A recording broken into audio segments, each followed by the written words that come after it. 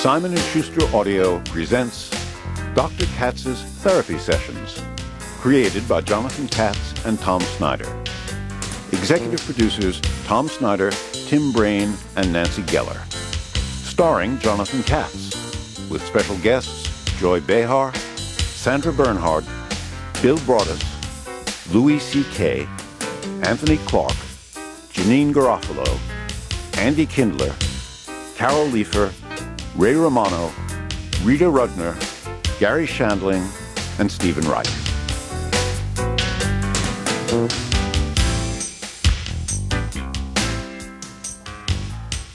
Dr. Katz, Janine Garofalo just got here.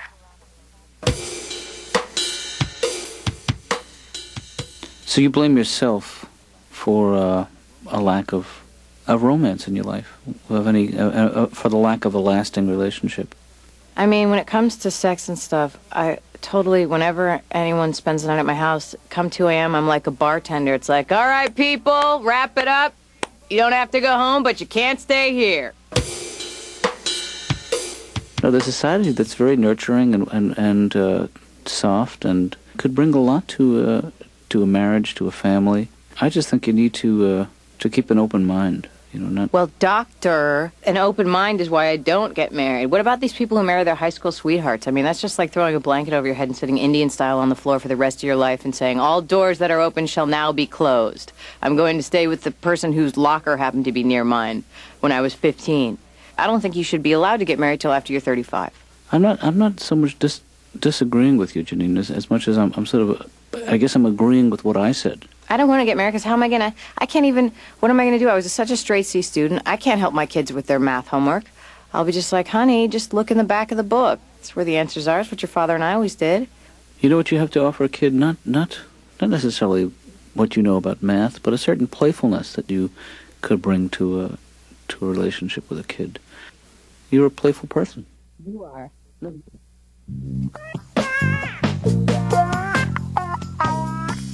I don't enjoy the moment. I don't go for the gusto. I don't grab the bull by the horns. I don't spend money on anything other than designer coffee. I spend like $1,800 a day on lattes. That's an expensive habit. Yeah. You shouldn't have to pay that kind of money. No. What is the street value of a latte?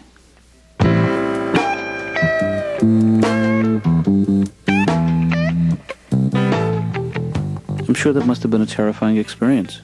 Getting mugged was one of the worst experiences I've ever had, and what's terrible is the violation, obviously, as you know, and they got my wallet with a really good driver's license picture. What are the chances of me duplicating that? Slim. Slim to none. To none.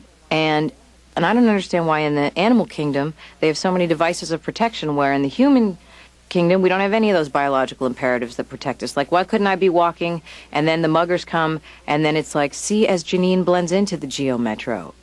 And they have to move on. It's not just your things, not just your belongings, but they really, in the end, end up taking a little piece of you. They stole my pride. They stole my sense of rhythm. They stole my whimsical good nature. You shouldn't leave all that stuff lying around. You are the youngest of 6? No. I'm sorry, let me check my okay, so you're the middle child, classic middle child syndrome. No, I'm the youngest of 3. My next guess. Okay. And the only female. No. You're not making this easy for me, Janine. I have a sister who is 3 years older than me and a brother who is 6 years older than me. Classic stacking every 3 years syndrome. Good memories? Oh, yeah, all good. That's why I'm here with you today. What is your earliest childhood memory? And take your time, because sometimes...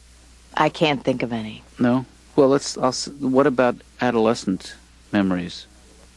It's dinner time, you're home with your sister, your brother. Your dad's just gotten back from an out-of-town trip. Nothing? Not working? Your mother's had a couple too many, maybe? Not ringing any bells. Let's back it up. You're 10. The braces are about to go on. I never had braces. You're holding back, Janine. You know what? I think I'm just going to go. Well, we still have a couple of minutes, Janine. Why don't we keep working here? Yeah, I really feel done, though. I feel like it's time. Just so go with that feeling. I will go with that feeling. No, don't go with that feeling. I mean, just... Why don't I just take the feeling to my car and sit with it in my car and drive home with it, and if I feel that it's appropriate to come back with the feeling, I'll bring it on back to you. Oh, you know what? Our time is up.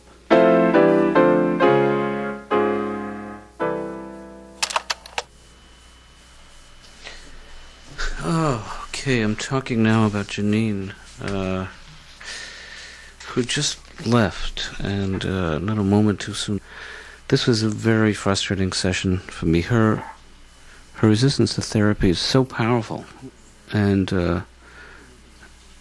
I have to remember not to snap. That she's not going to fall for the tricks that I try. She's too smart for that. Once again I tried the raise your hand if your mother was abusive trick. And she's just too, she sees it coming. She can read me like a book. I don't know. I asked Janine if she has any recurring dreams, and she said yes, but only once. And I don't think that counts, according to everything I've been taught to believe. But I think it was Freud who said it's the dream, not the dreamer. No, he said it's the dreamer, not the dream. Or is it starve a cold, feed a fever? I don't remember what he said, but whew, he was good. He was so good. Dr. Katz, Louis C.K. is here for his appointment.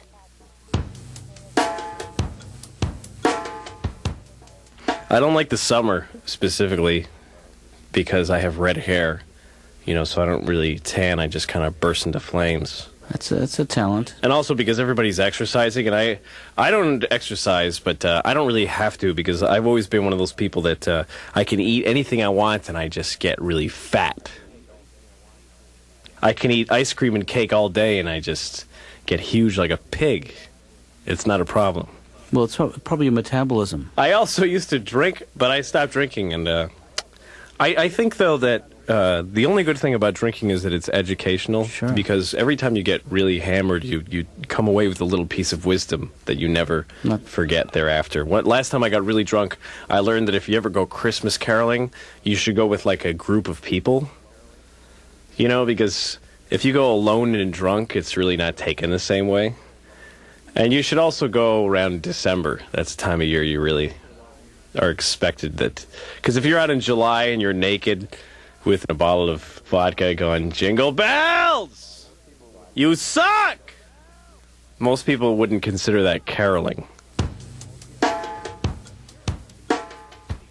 Have you ever see somebody that you don't know again? Like someone who's a total stranger, but they keep popping up once in a while. Right. Like God is running out of extras in the movie of your life or something. He's starting to reuse people like, okay, you be the guy in the bus. But I was just the jogger. Just go, put a hat on. I don't care. I see what you mean. That's how God talks. He has a very booming voice.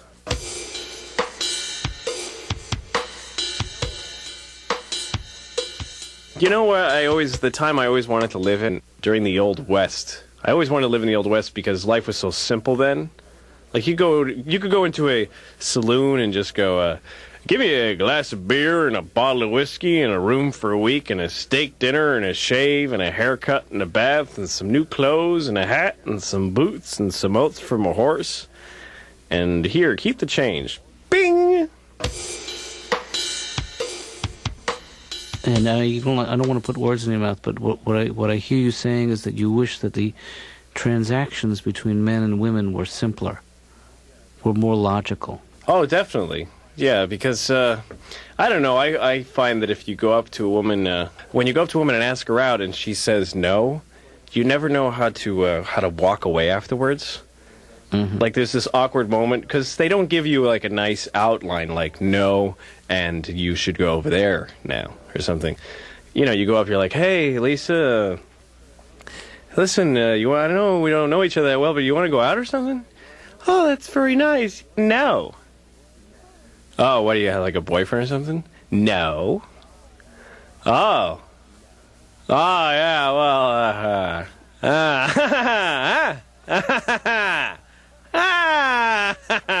well, I like sex, Dr. Katz. I really... That's great, Louis. I like the whole... I just like the whole doing it. Sometimes when I'm having sex, I get so happy. I just want to yell, "Hooray! Yeah. Hooray for this! Hip hip hooray!" Mm-hmm. But women don't really respond to that in a very sensual way. I think you can say hooray without actually saying it. Are you afraid of crowds? I like big crowds. I like standing in a big crowd of people and just yelling, "Hey, Jimmy! Mike!" Whoops, you know what the music means. Our time is up. Timmy!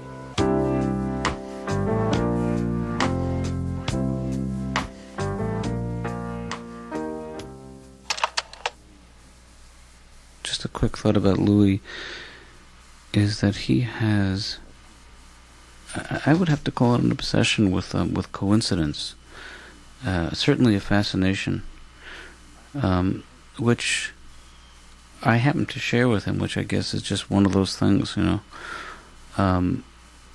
But I actually found myself, and I have to remember not to do this, during his session, pointing to my forehead and making that loopy sign. And thank God he didn't see me, but I have to be careful because I'm going to get caught. And it's just not right.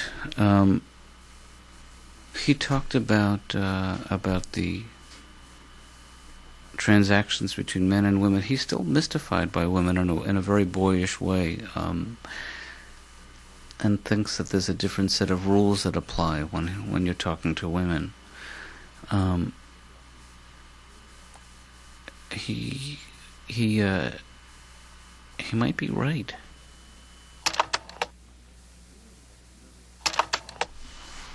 Just another quick thought about Louis, which is I gotta find out where he gets those shoes. I love those shoes, and I have to ask him in a way that's not inappropriate. That's my challenge for next week. Is I can't really ask him. I can't just outright ask him where he got those shoes. I have to get him talking about them somehow or other. So I have to be a little bit devious, which I don't like to do in my role as therapist. I like to save that for the home. Unless I can just put a tail on him. Is that an expression? Put a tail on someone when you have somebody followed? There's an assignment for Ben, is to follow Louis C.K. around and find out where he gets his shoes. Oh man, am I getting in trouble now? Dr. Katz, Garry Shandling's here for his appointment.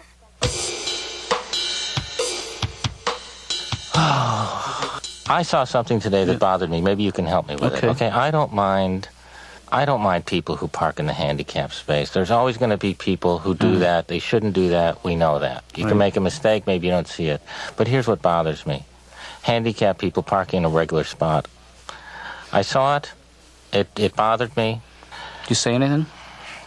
No. Yeah. I just can't confront. I have trouble. Why is it that my voice goes up sometimes? Can you help me with that? It gets very high, and I don't know what that means. Well, I think are your pants tight? Let me check. Just let them out a notch. Look at this. Sit back. Let them out a notch. They are tight. Yeah. Let me just. There we go. That's a lot better. Take a deep breath. That's a lot better. There you go. How does my ass look? I'm going, actually, honest to God, I'm going for a colon exam. Have you had this procedure before? No, I haven't. Can I recommend something? Yeah. Have it done professionally. You know, that is not a bad idea, because I was a little hesitant at first. 7:30 on a Saturday night sounds like an odd time. That's all I'm saying.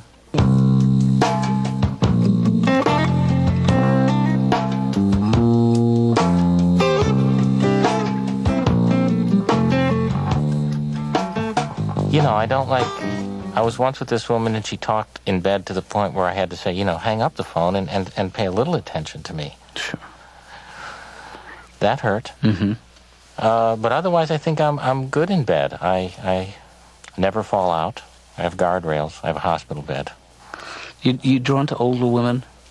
Well, I have found many interesting things from older women. I learned from older women. Did you know that Social Security checks come on Wednesday? Mm-hmm. I never knew that. And you can always tell how old a woman is by what they yell when they're, you know, this woman yelled, "I like Ike."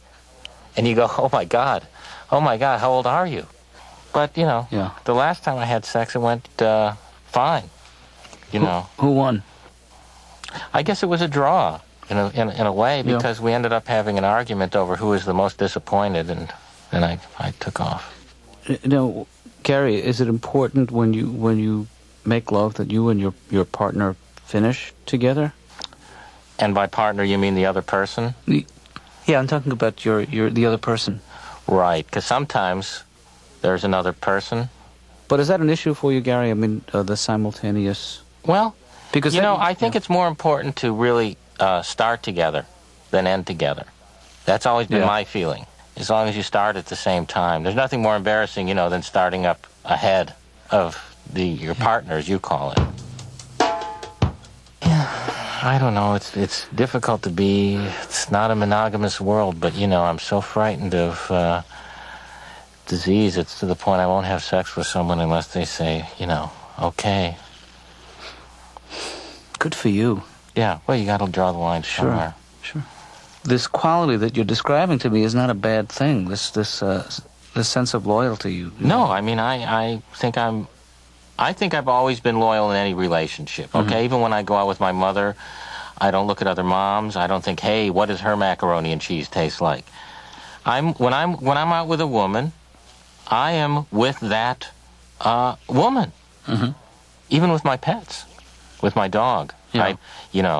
I go to a friend's house and play with their dog.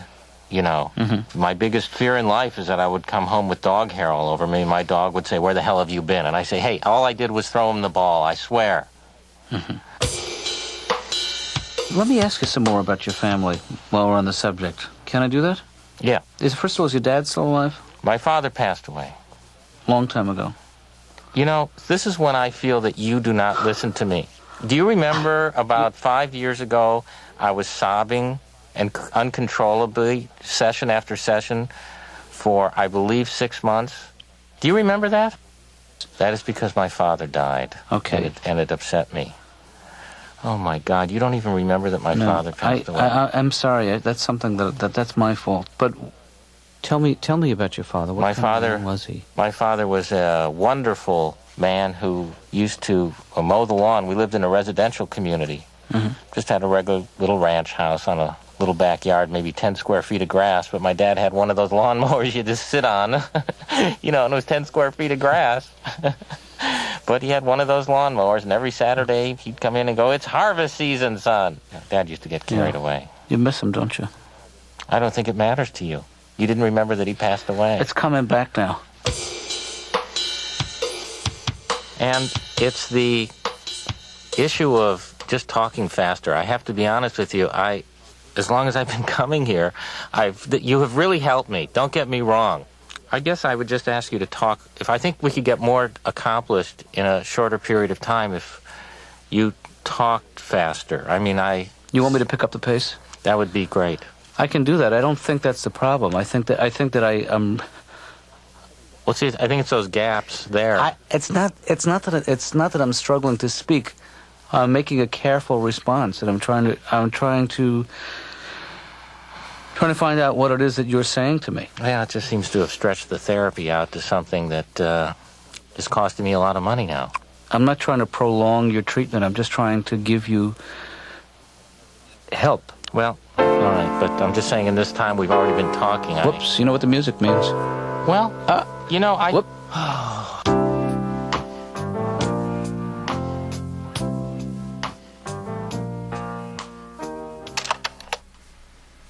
I am such a putz. I gotta pay attention. I mean, Garry, reminded me, that his father has been dead for several years, and that I helped him through that very painful period of grief. I don't know if, I maybe I'm being too hard on myself, but I know that therapists are human, but a slip-up like that can destroy the very delicate relationship between the healer and the patient. I mean, it really is unforgivable that I forgot about the death of Garry's father, and I should send him something, I have to make up for it somehow, or maybe a rebate of some sort. I have to acknowledge that. Again, with Garry, the same issues seem to be coming up. High voice, tight pants, poor self-image. Never trust a man who... I'm making this up here, but it sort of rings true, and I don't know why Garry brings this to mind. Never trust a man who tucks his shirt into his underpants. And I think this means more today than it did 10 years ago, this dictum. Sounds dirty. Oh. Bill Braudis is here to see you.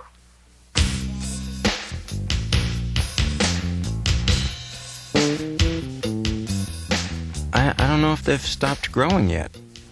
And how will you know when your feet are finished? When I don't have to wear sandals anymore. You understand, Bill, that I'm not a podiatrist. It sounds like podiatrist.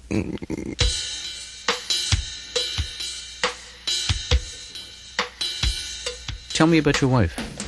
Well, she's a nurse, and she's from Canada, and that's about all I know about her. I should have asked.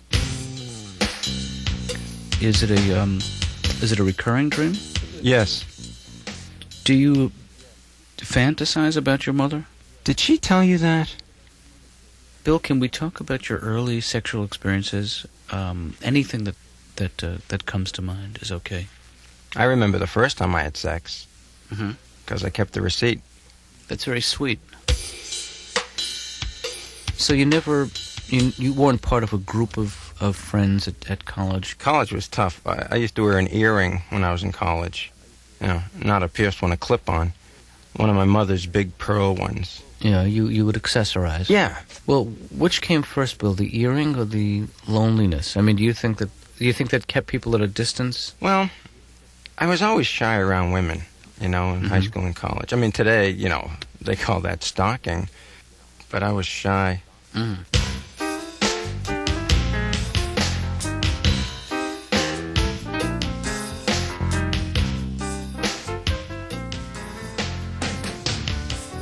And so is that why you stopped smoking? Yeah, well, I think I didn't want to... my father smoked a lot, and he's been smoking for years. He tried to quit. He tried everything. He tried hypnosis, and it didn't really take. And then he tried that thing with all the needles. What do they call that? Heroin? He loves it. He loves it. We can't get it away from him now. Well, do you still enjoy spending time with your father? As long as I'm not driving him anywhere. Why is that? I flunked my driving test twice. The first time I flunked, once you hit someone, test over. Second time I flunked, there was an oral question. The guy said, "What do you do at a red light?" I don't know. Listen to the radio, look around. Let me ask you something, Bill. Whenever you come here, you always, you've been to the dentist, you're on your way to the dentist. That seems to be such a... I like it. But why is it that you require so much dental work? My teeth are crooked. I was supposed to get braces when I was a little kid, but my parents didn't have enough money left over from their trip. What kind of work did you have done today? I had my teeth cleaned at the dental hygienist. Yeah. Well, that's part of her job, and she's digging and scraping and gouging. My gums started bleeding, and she actually said this. She said, "Do you have a problem with your gums? They're bleeding." Well, they weren't bleeding when I came in here. I think you're doing that. And she wouldn't own up to any responsibility at all for the bleeding? None. How'd you like Hawaii, Bill? Hawaii was not what I thought it would be like at all. You know, I mean, I thought everybody would be wearing grass skirts and eating macadamia nuts and wearing those coconut halves on their breasts, you know. But boy, I was the only one. Did you have a problem with bedwetting when you were a kid? No, not as a kid.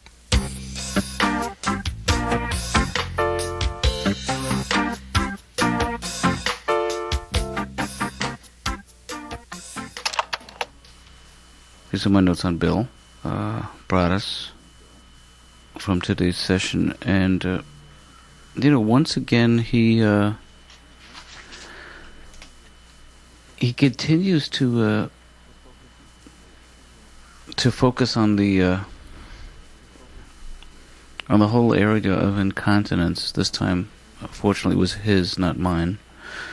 But I think a lot of Bill's problems can be traced back to the early childhood trauma, specifically when his mother refused to grant him open access to all of her accessories, including her red nail polish. But his animosity towards his wife continues to puzzle me, and she is a nurse. She's from Canada. We know this much. Also now he's alluded to her preference for him sleeping with a bedpan and an IV drip attached to his arm, which I don't understand why that bothers him so much. It's her way of showing she cares, I guess. I try not to bring my work home. But that's me. Dr. Katz, Rita Rudner is out here.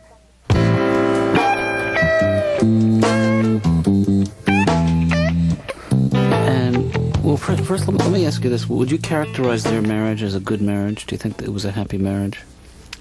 Well, they never really would fight, my parents. Everything was always very under the surface. Mm-hmm.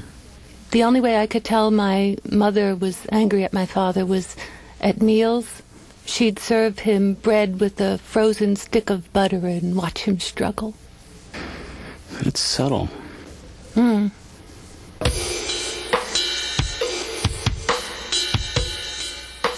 Is it a partnership, your marriage? I mean, does he pitch in around the house? Does he help out? My husband suffers from refrigerator blindness. Right. He can't see anything in a refrigerator. He'll stare in it for hours. Right, I had that. He won't move anything in the refrigerator. If he doesn't see it, it isn't there. He'll say, "Where's the tuna fish?" I'll say, "It's behind the milk." "Move the milk." He'll say, "I don't want to move the milk." Because for some reason, if he moves the milk and the tuna fish isn't there, yeah, the milk won.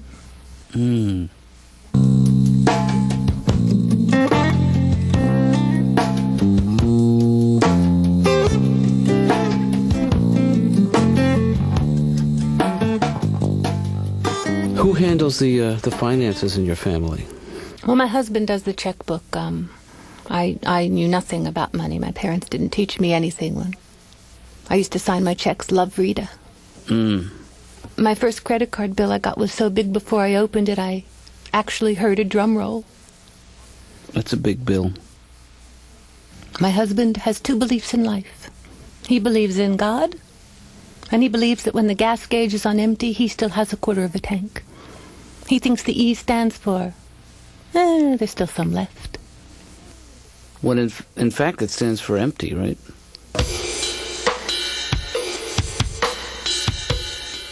Well, so let me ask you something. When you talk about friction in your marriage, what kinds of things cause friction? He doesn't understand that I have to talk to my girlfriend on the phone every single day. He'll say, "Why do you have to talk to her again today? You just talked to her yesterday. What could you possibly have to tell her?" Yeah. I say, "For one thing, I have to tell her you just said that." Do you and your husband talk about raising the stakes, starting a family? We did long for the pitter-patter of little feet, so we decided to buy a dog, cheaper, and get more feet. My husband's never had a dog before, and I realized men teach dogs different tricks than women teach dogs. My husband came home, I said, look. I taught him to sit. I came home, my husband said, look. If you put him on the roof and light his tail, he jumps into the pool. So you think that maybe the dog is a... He's not a child substitute. At least that's what his pediatrician says.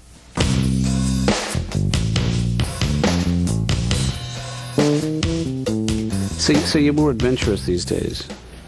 You feel like you're starting to experiment, take chances you didn't used to take. Yes, I'm going to water ski someday. Oh, great. As soon as I can mentally separate it from being dragged by a boat. That's an important step. Well, you're obviously in terrific shape. Do you exercise every day?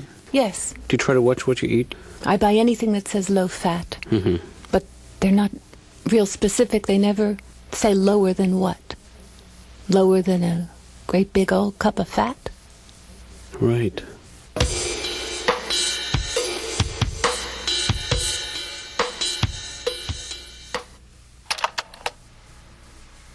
Talking about Rita Rudner. Again, we talked a lot about her marriage. I mean, I have been wondering lately if I'm the right person to advise anybody on anything. I mean, I do my best as a father, but as a husband, I'm reminded each week that Rita's complaints about her spouse are uncomfortably close to the remarks that I used to hear from Roz, you know, although it's not quite as vicious. But, you know, I have to remind myself that what the patient does not talk about is often more important than what she does. Although there's so much more of it, you know. That's why I think I'm going to limit myself in the future to what she does talk about, because I haven't got that kind of time.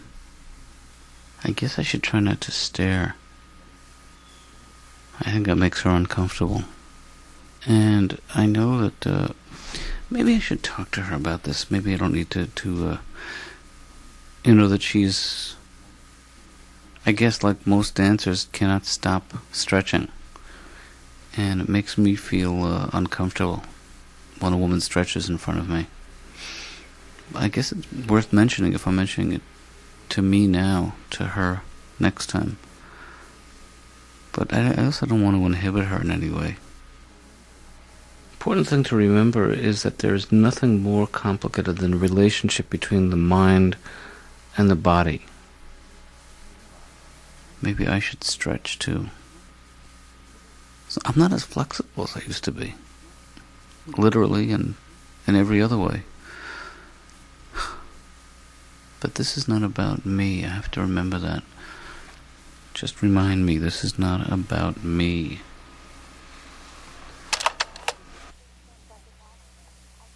Dr. Katz, I just sent Andy Kindler in. It's too crowded out here. But this sums up my family. My family just lives in complete fear. I showed my mom one of those 3D art books. Mm-hmm. I said, see if you can see the 3D picture. My mom looks at it for a couple of seconds and she goes, do you think this is good for your eyes? I guess what I'm saying is there aren't a lot of mountain climbers in my family. What else are you afraid of? I'm very scared of being arrested. Yeah. And if I ever get arrested, I hope they don't play good cop, bad cop with me. I don't want them to play good cop, bad cop. I'm hoping they play good cop, really good cop. So the first cop says, would you like some coffee? And then the second cop says, how about a nice pastry with that? Andy, show business was a choice that you made. I'm sure it's not always easy. I went on an audition, and the guy says, he says, Slate, you know, say your name, you know, and then I start to talk and fool around. He goes, look, don't be shticky. What is... You know what that means to me? We hate the Jews.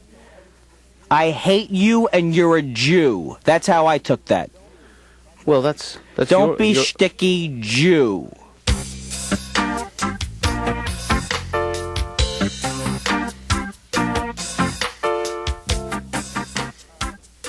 Doctor, it comforts me to call you doctor. I find it a little comforting myself, actually. You know, I was watching The Three Stooges, and I finally figured out why women don't like The Three Stooges.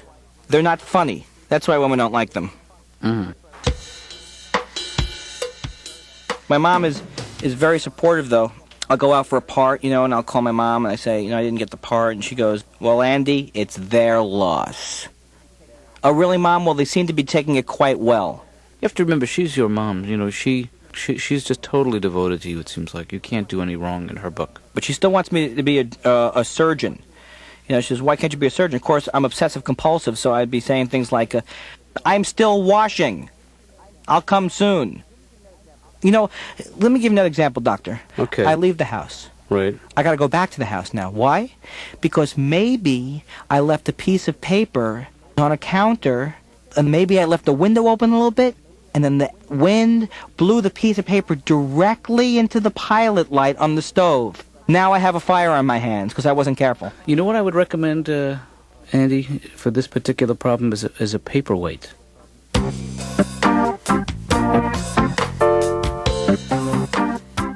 What do you mean you're losing respect for stand-up comedy? I hate when a comic has a joke and the premise is incorrect. Like, I work with this comic and he opens up his act with, I went in the store and I saw sugar-free chocolate. Who's this for? It's for diabetics, that's who it's for. Walk in a hospital, I see insulin. What's that all about? Who's that for? I see what you're saying. All right, then. What did you do before you got into show business, Andy? Before I got into comedy, I had a lot of horrible day jobs. I actually sold door-to-door for 2 years, and I learned a very valuable lesson that people don't like to be disturbed at home. My mom only somewhat gets what I'm talking about. She gets half the story, and then it's like, and then when the worst thing was in college, she would always try and involve me in whatever discussion was happening or whatever situation was going on. Like, we'd be at Thanksgiving, and she would go, are you listening, Andy? Your cousin Michael's going to college. You majored in English literature. Do you think that would be a nice subject for your cousin Michael? I get the idea. So she would make and I get the Andy. So her. You played the violin in college. Right, so she would... Your cousin Michael is looking to play some kind of an instrument when he gets to college. Okay. Andy, would you recommend the violin to your cousin Michael? Mrs. Kindler, can you turn the floor back over to your son, please? Or would you suggest that he plays some kind of a wind instrument? Okay. So you wouldn't... Andy, you were a bartender. Why don't you fix your Uncle Sandy a scotch and soda? Whoops, you know what that means. Our time is up. Notes on Andy Kindler. What puzzles me is that his insight into comedy is so incredibly keen, but he, as far as he's concerned, he really doesn't know much about himself. You know, he is afraid that he has inherited his family's fear of taking chances. That's his, a lot of what he talked about today. In fact, when I asked him to guess what number I was thinking of, he got very sweaty and refused to do it, you know, and he's afraid of scoring low on the Rorschach tests. But Andy has begun tipping me at the end of sessions, never more than $5 and never less than $1. And I've told him on a number of occasions that tipping, while appreciated, is not actually required, but, you know, he insists on pressing money into my hand. And actually, lately, at the end of every session, he says, let me get this one, as if he were picking up the check, you know, and it's kind of sweet, I have to say it. Certain psychiatrists refer to this kind of bizarre, overcompensating behavior as really strange, and I would have to concur.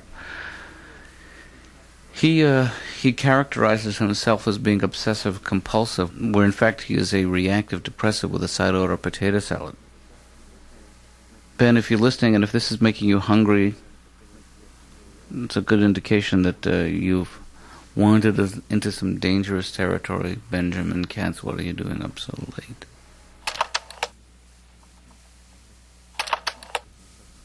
Oh, just a quick note off the subject to finish that song I've been working on. My Bulletproof Pajamas. Yes, they failed me once again. I think that's worth going after. Sort of a a ballad.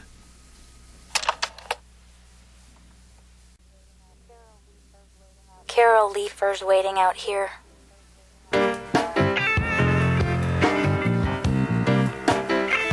You know what I hate? These women who are so thin, and then they still want to lose, like, more weight. I hate that. Yeah, they have a problem.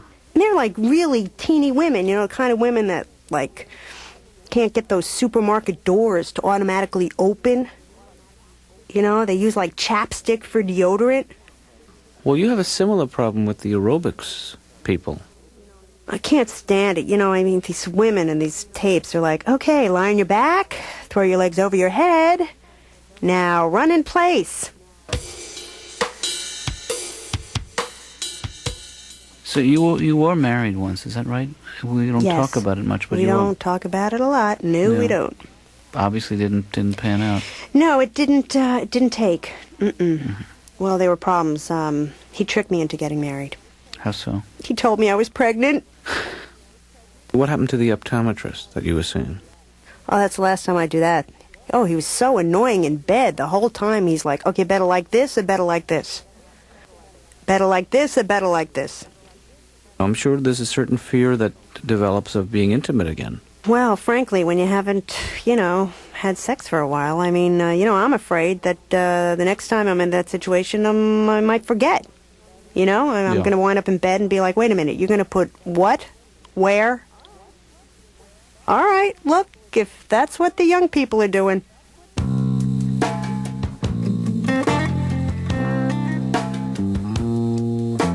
Dr. Katz, your receptionist, Laura, has a major attitude, and she starts in with me. I don't start in with her, okay? I'm not saying that you do. I'm saying that... I asked her the simplest question. I said, do you have a more recent people? I think that's a very legitimate question. You have really old peoples in there, Dr. Katz, if you don't mind my saying. You have Chris Everett and John Lloyd on the cover, okay? Happy newlyweds. These are old issues. Well, let's not bring them up then. What was the magazine? You were talking about some magazine last week.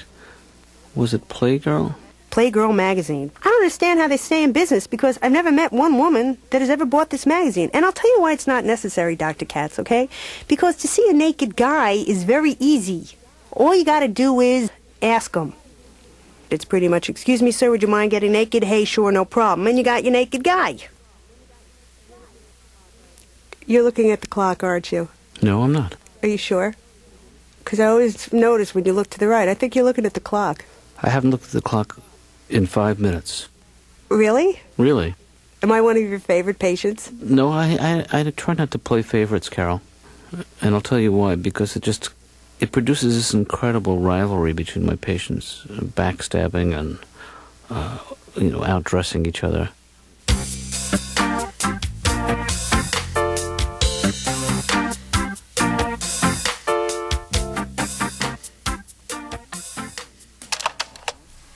I guess once again I am feeling very fraudulent, as I was with Rita, with Carol. Here's somebody who has failed at marriage, like myself, who is afraid of getting involved, again, like myself. And still, I'm not able to provide her with any counseling and any comfort. I don't know, I'm not sure what's going on here, but it's not good. It is not good. It is not good. That's too much like my life. It's almost like we cancel each other out. That's a stupid theory. Maybe I need to talk to a third person about this. She also collides with Laura in a way that none of my other patients do. She literally collides with her. They don't like each other. I know that Laura is not the most accommodating person in the world, but now Carol wants to go into couple counseling with Laura. That's crazy. You know, I've talked to Laura about trying to be a little, take some of the edge off when Carol comes, but, you know, it's like trying to get blood out of a rock. Is that an expression? Remind me, just a note to look that up, to see if that's an expression or something I made up, because that's the kind of thing that could catch on. Blood out of a rock.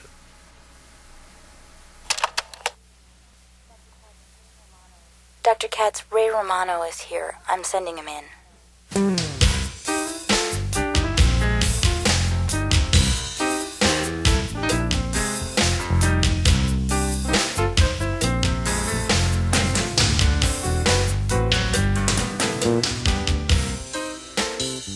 Yeah, they're identical. I'm glad they're identical because you save money on photographs. Sure. That's what I like. There's my little boy, and I got another one just like it. All right? That's all. I don't have another picture. I have two of these. You can't tell them apart. No one can tell them apart. That's the annoying thing. You know, my mother will come over to babysit for us, and it frightens her that they look alike. She's neurotic, my mother. She's afraid. My mother's actually afraid she's going to keep feeding the same one over and over again. She's psycho. We can't leave them with her. We're afraid. We're afraid to go on vacation because there'll be a big fat baby when we come home. Oh, nice job, Ma. Beautiful. Nice going. Look at that. I'm going to need 2 pictures now. Are you happy? Come on. Look at my children. They're Siskel and Ebert. You mean they both used to be Siskel? She'll put, you know what it is? Because my wife dresses them alike still. My mother will put she'll put nail polish on one of them. Really? Anything to distinguish them. One day we came home and she told us she had no problem because one of them had a little scratch on his nose. She was happy for the scratch. It helped her, which was fine with me. And then it frightened me because I didn't remember the scratch being there when we left the house. Oh, dear. That's right. That's a horrible thought, but I wouldn't put it past my mother. She panicked. Oh, have a good time. Okay, I'm all right. Oh, hi, boys. You're Matthew. That's Matthew. Matthew has a scratch, and he's a crybaby.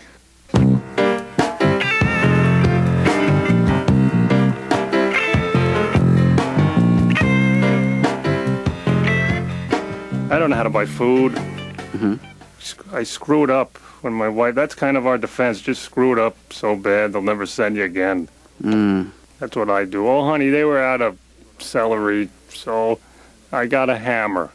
And that works? She gave me a list and she gave me coupons. Why do they do that to us, doctor? That's what puts us in therapy. Mm-hmm. We can't handle coupons. There's no man that secure. No man. There's no man who's that secure with himself where he can look a registered girl right in her eye. Well, hey, I believe it's 20 cents off the Cocoa Pebbles. Slow down, lady. 20 cents. Shut up, I'm having a coupon problem.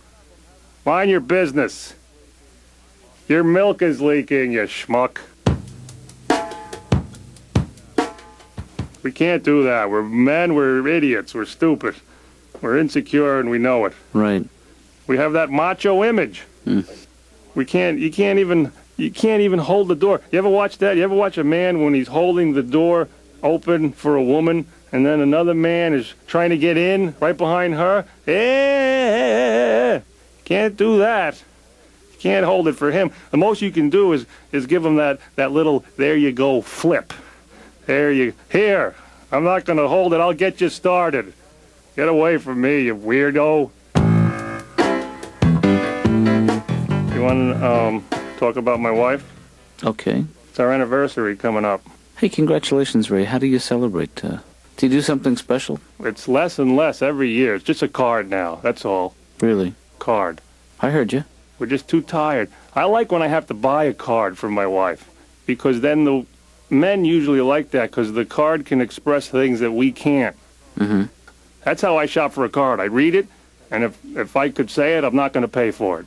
I look at the card. Oh, I could say that if I had to. If I was drunk, I would say that. When we drink, we get a lot more demonstrative. Mm. Yeah, Cops could give a drunk driving test that way. Just pull the guy over. Sir, how's your marriage? I love my wife. You're under arrest, son, that's all. Put the balloon down.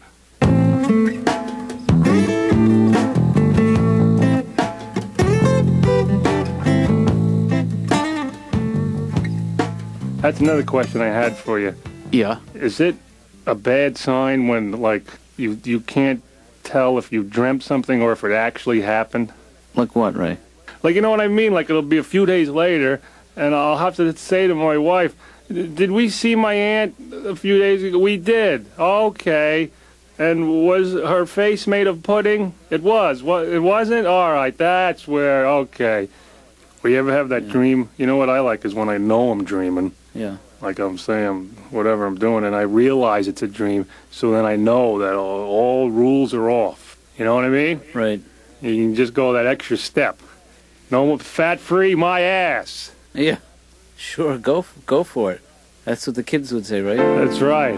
Whoops, you know what that means. Already. Well, I'm sorry, Ray, our time is up. I want the extended version next time. I'm sorry. I can't get it all in. We gotta go. Oh, I feel a little better.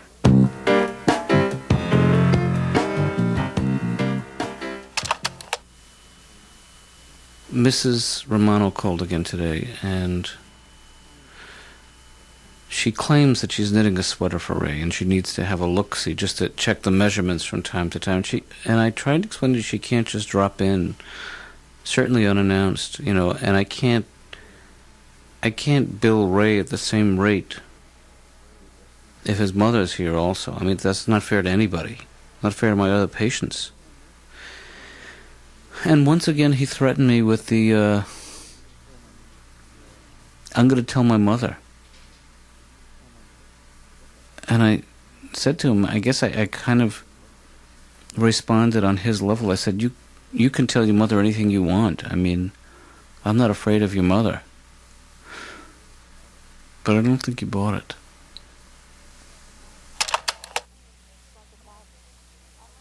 Dr. Katz, I'm really busy. Can I send in Steven Wright?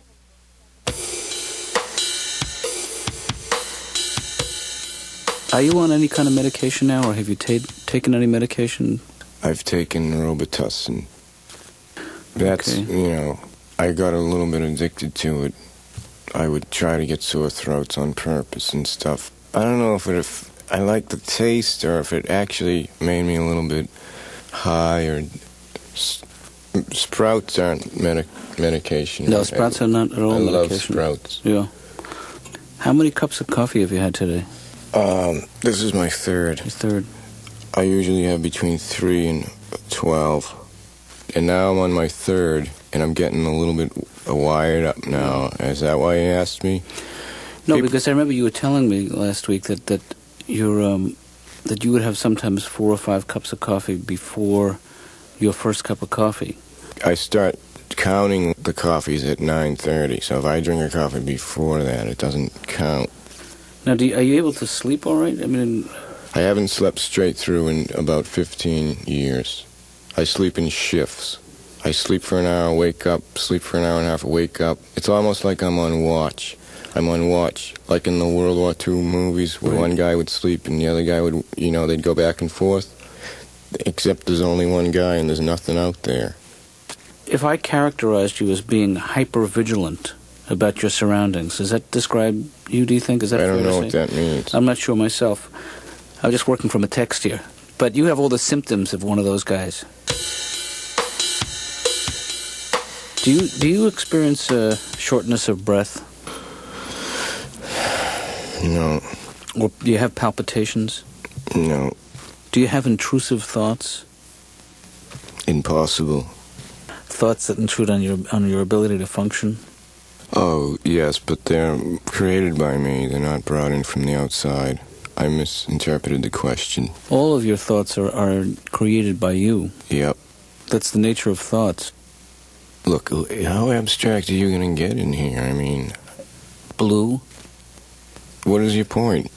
All I'm saying is if you have intrusive thoughts, it's a mechanism of self-sabotage. It's your own mind interfering with your ability to enjoy life. I guess I have them. I'll admit it. Told you. Can I ask you this, Steven? Is there a history of depression in your family? Yeah. How far back does it go? Years. My grandparents were from Europe, and, I don't think my family ever adjusted to the time change. I want to ask you, yeah. First of all, if you're afraid of heights. I used to be. You got over it? Yeah, I just realized that there was other directions, and why focus on one? And I became completely relaxed. And what about your fear of the clock? You think you can trace that back to when you were a kid? Is that right? Because at night, when I was a boy, sometimes I'd be down eating my lunch at midnight, and my mother would come out and she'd say, "Oh no, lunch is the other 12." Steven, how has your appetite been lately? You eating properly, you think? It's confusing because I made this rule up when I was a little kid that I would never eat on an empty stomach, so that's thrown it off.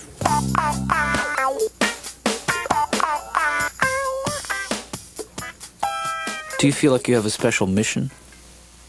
I didn't until you just asked me that. So Now I'm wondering what it is, and I'm wondering if you're involved. And I'm wondering if it's very violent. Let's come back to that. Do you feel like the TV or the computer can control your thoughts?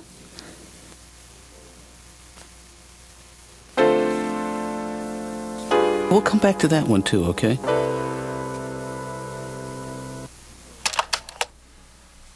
Oh, let's gotta talk about Steven. Just a couple of thoughts on the guy. He is one of the only people I've ever met in my entire life who makes me feel dynamic. I think what Steven needs is a swift kick in the ass. I hate to say it. I don't like to play the heavy. But boy, is this guy miserable. He seems so depressed. And he comes in here and he lists his neuroses and his phobias like he's reading a very long shopping list. And, he's aware of the fact that he has an addictive personality. And I think that he knows he needs my help. He wants my help, but he can't stay awake long enough in our sessions for the message to get through. That's the problem. Last week, 5 minutes before we were done, he woke up screaming.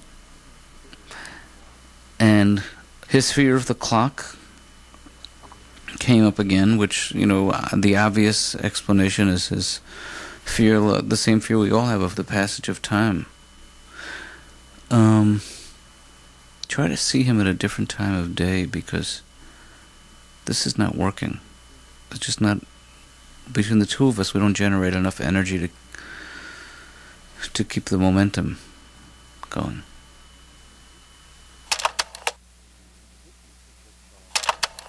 This is just a thought I had. Been my experience that when a patient is reluctant to talk about the past, very often it's because the experiences are too painful to relate, and sometimes it's very often that they haven't eaten that day. Sometimes they've faded. That's the other thing, is they're just too far away. They can't remember. Dr. Katz, are you ready for Sandra Bernhard? Everything's difficult. Life is difficult. Every time you get out of bed and you have to head out into the world, it's potentially difficult. Mm-hmm. But I don't want to get into that, that trip. Right. To me, it's negativity. It's you feed on your own negativity, and I don't want that. You understand? I really want to change. Well, I think that it's not. I want some substance. I don't want this kind of, rhetoric. It's just, because it doesn't really change the world. It doesn't change the consciousness. It doesn't elevate us. It's just this. We're in the mire and the muck and the nonsense. Yes, that That's not even the point here. That's not even the point. I want something deeper. I want something that elevates me, that takes me out of this day-to-day self-indulgence, thinking about my past, thinking about my family, what they did to me, how they twisted me. I want to let go of it already. It's enough. I'm an adult. I'm a woman. I mean, I've got to be able to move forward in my life, to have relationships, to have happiness. Why shouldn't I be able to have that? There's just no reason for it. I'm blocking it. And I think sometimes when I talk about the obvious, when I talk about the superficial aspects of my life and what causes all these problems, I just sink deeper into it. When I leave here, I don't feel better.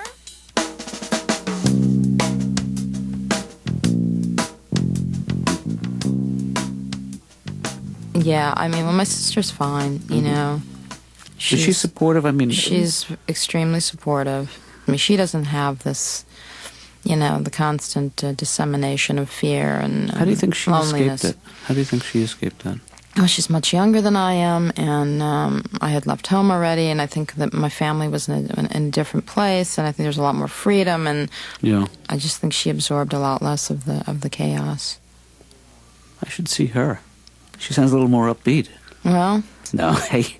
I know you're kidding. I'm kidding around with you. Yeah, I know. Well, that's the best part of coming here. At least you stick it to me a little bit. At least you kind of shock me out of the Well, at the end of the day, I want to tell you, I think that you've tapped into something special. You're not detached. You're not caught up in the whole, really, like, stardom of being a therapist. The truth is, I don't really have that much training.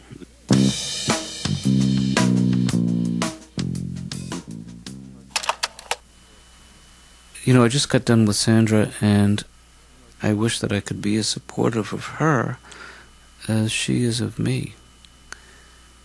But, I actually said to her, I've got my own problems, and I didn't mean to blurt it out. I just had been thinking it. But the good news is that she doesn't hear a word I say. I mean, my presence is actually not required at these sessions. It's become apparent to me. But, I don't know, she seems to have invented who I am and what role I play in her life. And I guess a good therapist, and this is just a theory, does not really interfere with whoever his patient has invented. I don't really want to contradict who she thinks I am by speaking or insisting that she listen to me.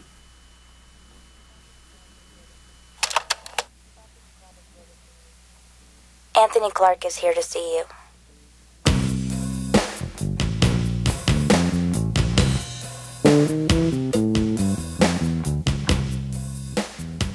Well, my parole officer thought it would be a good idea.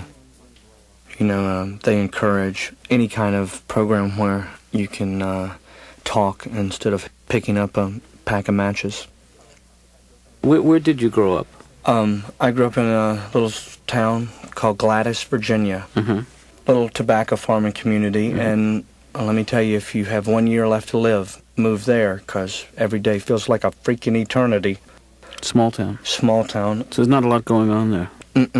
Anyway, I was just home recently, and I saw my family at Christmas, and my family is so ugly. And when I think of all the products available to us, I want to tell them, don't give up. I think the whole world would be a better place to live if everyone just knew about Clinique 30-minute turnaround cream. The products are out there, that's all I'm trying to say. Clinique 30, is that what it's $19.95 for goodness sake, and if you don't have hair, you should go buy some. It's at the store. Are you the youngest? No, I'm one of the middle ones. Who else is there? You have brothers and sisters? Yes, I have a sister. My sister's big boned. Nothing wrong with that? Shut up, she can't help it. Oh. I have a mother. Let's talk about her. She throws a little Christmas party, and each year me and my two brothers and my sister, we have to visit her because we're scared of her on a one-on-one basis. So last year, At the Christmas party, my mother put a microwave in the bathroom, and no one could figure it out. And, you know, my mother's on medication, so she's always happy. So I'm like, Mom, what's the deal with the microwave in the bathroom? And she's like, what's the deal with what? What's the deal, you know, with the microwave in the bathroom? I don't get it. And she's like, we got a bigger one for the kitchen. So that didn't work out. No, she was originally from Ireland. You know, she's an illegal alien over here. She wasn't registered or anything. Irish woman. And I don't know what happened, but she broke up with me, so I reported her to immigration. I was like, I'm sorry, sweetheart, if we can't be together, you have to get the hell out of my country. Dr. Katz. Dr. Katz, you're not listening. I am listening to you. Don't you think you should face me when we have sessions? I can face you, Anthony. Can you? Stop tapping your shoe. Sorry, it's just a habit. What are you writing? It's a poem. Well, it sounds like a good job, Tony. Why is that bad news? Well, it just involves so much travel, and I don't like the bumping when you go through the clouds on the airplane and the bumping. Because on the last flight, we were hitting all these bumps, and the stewardess comes over and is like, Mr. Clark, you have to wake up, sit up, and put on your seatbelt. We're experiencing turbulence. I was like, well, thank God you woke me up, because I'd have slept right through that. So what kind of scam are you talking about? Well, while we were in Italy, this woman walked up to my friend and threw my friend a baby, and when my friend caught the woman's baby, her other kids ran up and took what was in my friend's pockets. So, let there be a tip for you, you know, if you're ever in Italy and someone throws you a baby, swat it to the ground. Swat it to the ground and scream, I don't think so. Hey, good for you, Tony. I'm just trying to take a bite out of crime. That's right, that's right.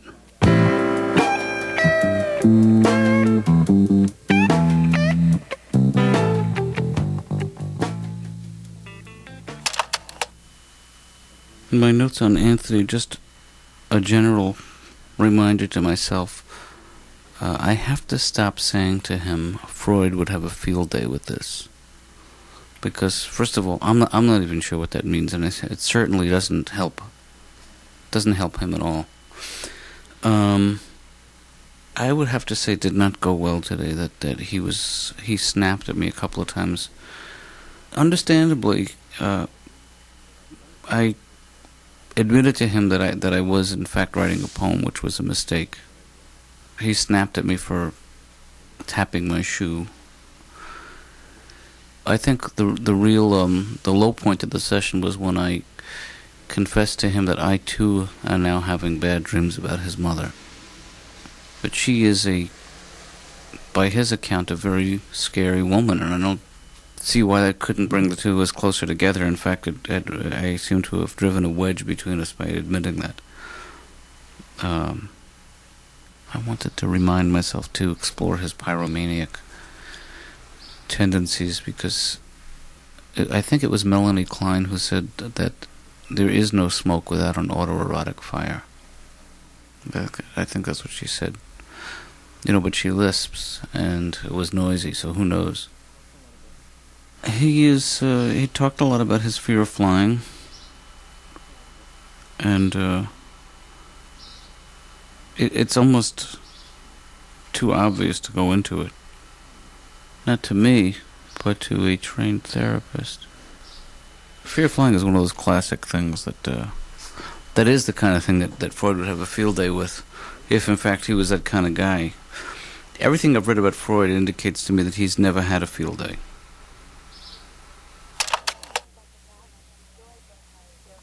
Dr. Katz, Joy Behar is here for her appointment. Can I send her in, or are you busy?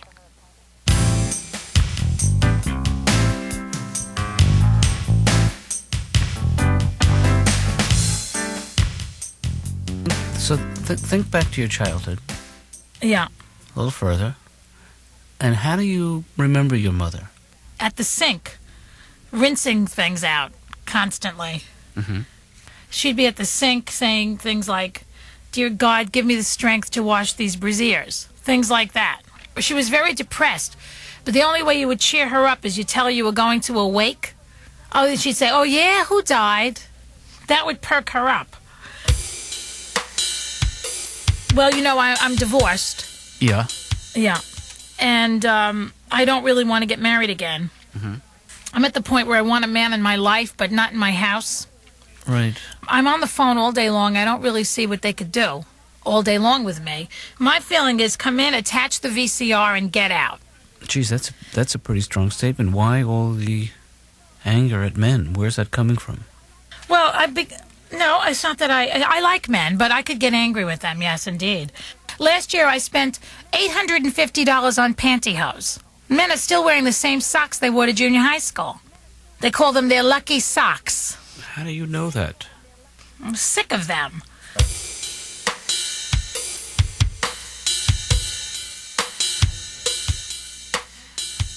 How is your appetite? My appetite is too good. I just want to eat everything.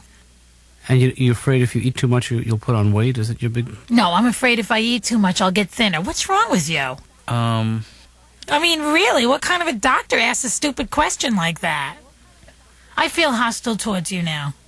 That's okay. Just let it out. You know? I'm letting it out. Okay, well, let it out slowly. How does it feel to be bald? Do you want to hurt me? Is that what this is all about? Do you want to make me feel the kind of pain you're feeling? I find you repulsive. There's a hair, like you have nose hairs. I find that so repulsive to see nose hairs. You have no idea. Do you think I should wear them up? Are you sexually attracted to me at all? That's a tough one.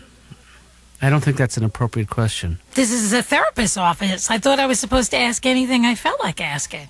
You told me I could say anything I want. Now you're saying no? I'm not saying you can't ask me, but I need to know why you ask. I find you looking at me sometimes in a very leering manner. That's a defect. That's a palsy in my. I was in an accident, and I leer now. I don't believe you. I think that you're a pervert. That you really are leering and ogling. You know, especially at my humongous breasts. I did, to tell you the truth, didn't even notice the size of them, and the shape of them. Now I feel even worse. No, I'm saying I never really took in the fullness of your breasts. That's all, the weight of them. Really? But Joy, in my role as a therapist, how I feel about you as a man is not really germane. Is there something disgusting and despicable and hideous about me that you haven't shared? I've shared it.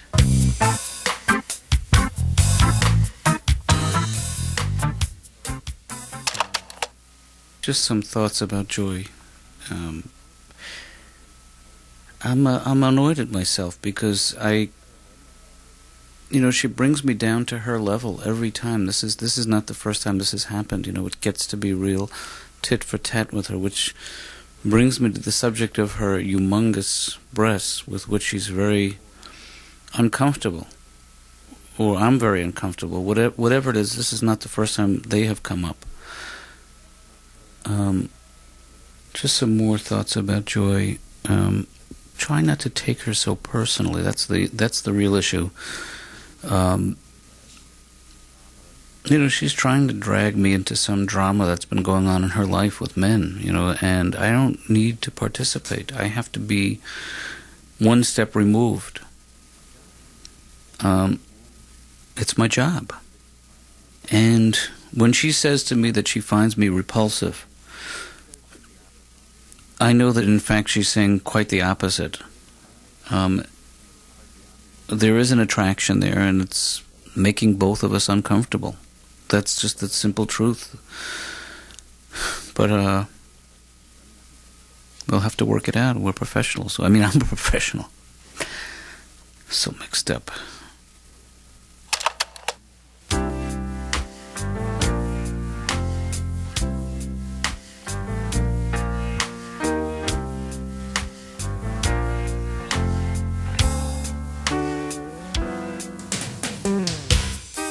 Dr. Katz's therapy sessions star Jonathan Katz with special guests Joy Behar, Sandra Bernhard, Bill Braudis, Louis C.K., Anthony Clark, Janine Garofalo, Andy Kindler, Carol Leifer, Ray Romano, Rita Rudner, Garry Shandling, and Steven Wright, with Laura Silverman as Laura.